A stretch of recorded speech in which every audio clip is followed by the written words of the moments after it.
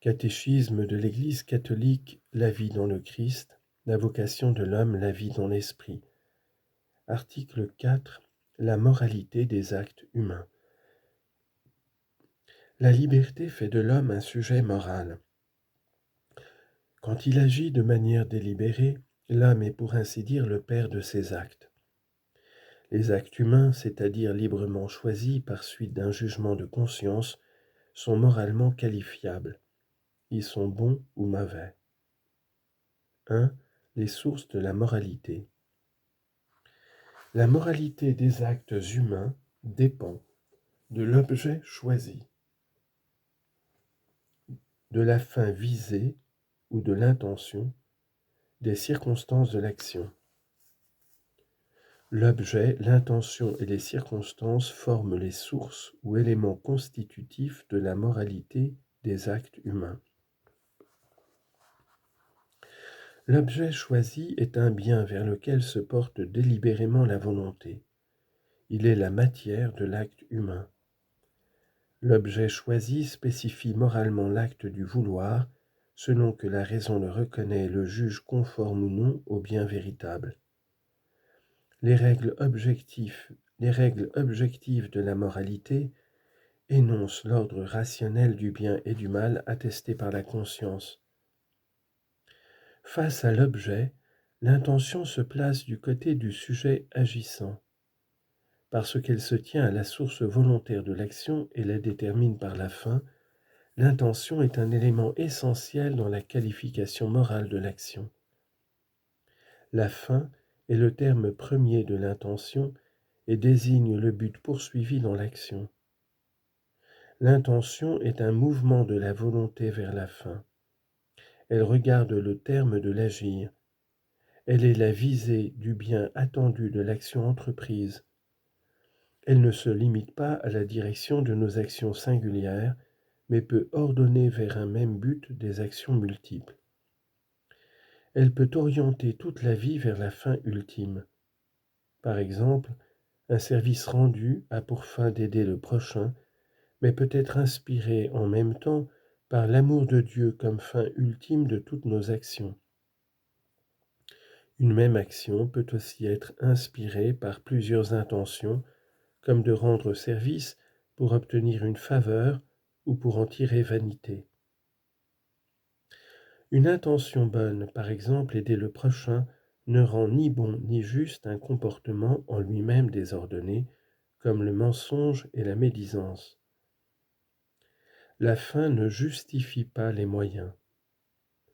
Ainsi ne peut-on pas justifier la condamnation d'un innocent comme un moyen légitime de sauver le peuple. Par contre, une intention mauvaise surajoutée, ainsi la vaine gloire, rend mauvais un acte qui de soi peut être bon comme l'aumône. Confère Matthieu, chapitre 6, versets 2 à 4. Les circonstances, y compris les conséquences, sont les éléments secondaires d'un acte moral. Elles contribuent à aggraver ou à diminuer la bonté ou la malice morale des actes humains, par exemple le montant d'un vol. Elles peuvent aussi atténuer ou augmenter la responsabilité de l'agent, ainsi agir par crainte de la mort. Les circonstances ne peuvent de soi modifier la qualité morale des actes mêmes. Elles ne peuvent rendre ni bonne ni juste une action en elle-même mauvaise. 2. Les actes bons et les actes mauvais. L'acte moralement bon suppose à la fois la bonté de l'objet, de la fin et des circonstances.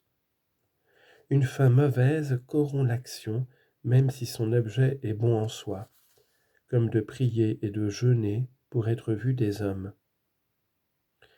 L'objet du choix peut à lui seul vicier l'ensemble d'un agir. Il y a des comportements concrets, comme la fornication, qu'il est toujours erroné de choisir, parce que leur choix comporte un désordre de la volonté, c'est-à-dire un mal moral. Il est donc erroné de juger de la moralité des actes humains en ne considérant que l'intention qui les inspire ou les circonstances, milieu, pression sociale, contrainte ou nécessité d'agir, etc., qui en sont le cadre. Il y a des actes qui, par eux-mêmes et en eux-mêmes, indépendamment des circonstances et des intentions, sont toujours gravement illicites en raison de leur objet. Ainsi le blasphème et le parjure, l'homicide et l'adultère. Il n'est pas permis de faire le mal pour qu'il en résulte un bien. En bref, l'objet, l'intention et les circonstances constituent les trois sources de la moralité des actes humains. L'objet choisi spécifie moralement l'acte du vouloir, selon que la raison le reconnaît et le juge bon ou mauvais. On ne peut justifier une action mauvaise faite avec une bonne intention. La fin ne justifie pas les moyens. L'acte moralement bon suppose à la fois la bonté de l'objet, de la fin et des circonstances. Il y a des comportements concrets qu'il est toujours erroné de choisir parce que leur choix comporte un désordre de la volonté, c'est-à-dire un mal moral. Il n'est pas permis de faire le mal pour qu'il en résulte un bien.